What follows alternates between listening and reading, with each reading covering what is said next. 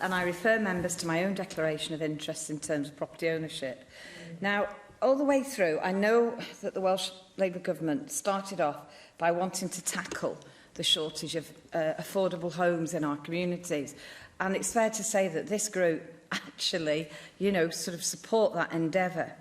However, I have been very concerned, and I'm not alone, people within my own communities and other communities across Wales that have been corresponding with me have now said that the slant has been directed in the wrong direction, because it's now seen to be, let's go after people with second homes, let's go after people with holiday lets. Now, look, reading this report, alarm bells should be ringing for all of us who rely on tourism when recommendation 4 says the Welsh Government should commission further research on the impact tourism has on the sustainability of communities. Interestingly, the Homeowners of Wales group suggested that second homeowners contribute £235 million per year to the Welsh economy.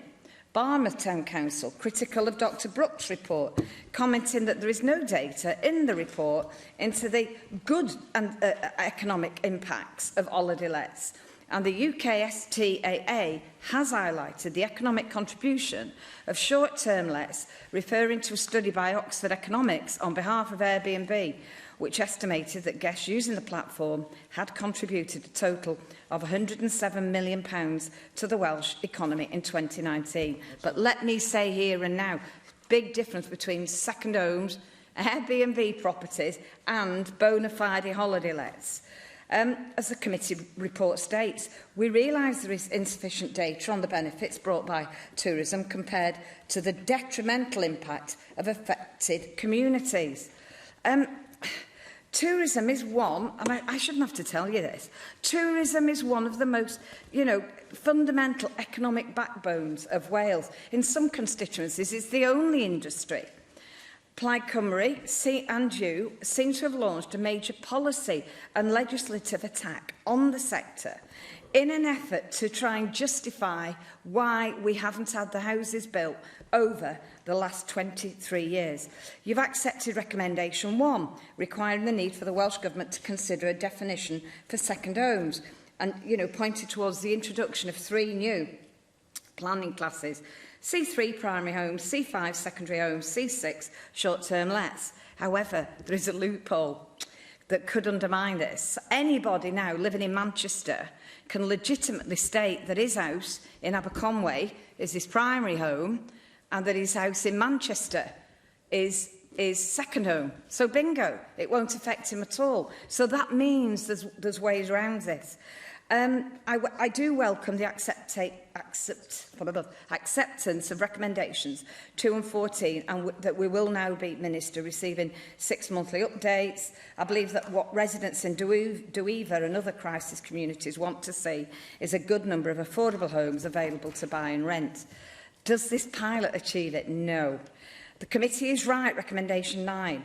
And I've said it several times, the Welsh Government should lead by example, ensuring that land that you own, public land, and you've got lots of land within the health boards, the local authorities. Sorry. Oh, anyway, you can respond.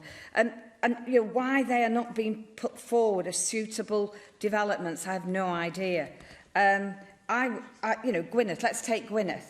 Why are we not ensuring that land on the edge of crisis communities like Nevin is allocated in the LDP for social and affordable housing?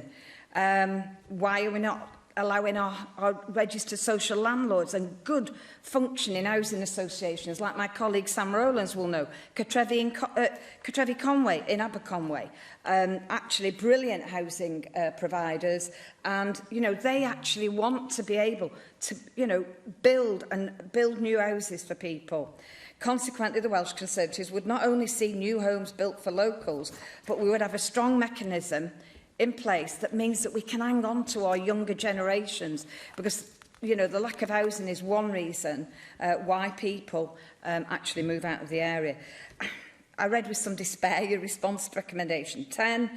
Of course, the Welsh Government should work with, not against, private sector landlords and letting agents, but rather than referring to the leasing scheme Wales as a sign of cooperation, we now need, Minister, we have got an issue of this government's making in terms of what's happening with the second home and the threat of 300% council tax levy. Just in the last month, I've been made aware in my own constituency of 51 Section 1 eviction notices served. Now, this is a constituency that's already seeing temporary accommodation spend, so 51 families now are going to be displaced. So we really do need to get down to the basics of what is a second home, acknowledge the value they bring, and bear in mind, this isn't just people coming in from England. I know people who have properties in Pembroke and have one over here. When they come into my constituency, they use our hairdressers, they use our gardeners. You are going to need to bring your comments to a close now. I've been very generous. Thank you. It is a really big issue. We've all said, Minister, that this is a multifaceted approach. However, targeting second home owners is a retrograde step. Those properties will just end up back on the market with Airbnb, people who can afford them more, and will end up as Airbnb. Thank you.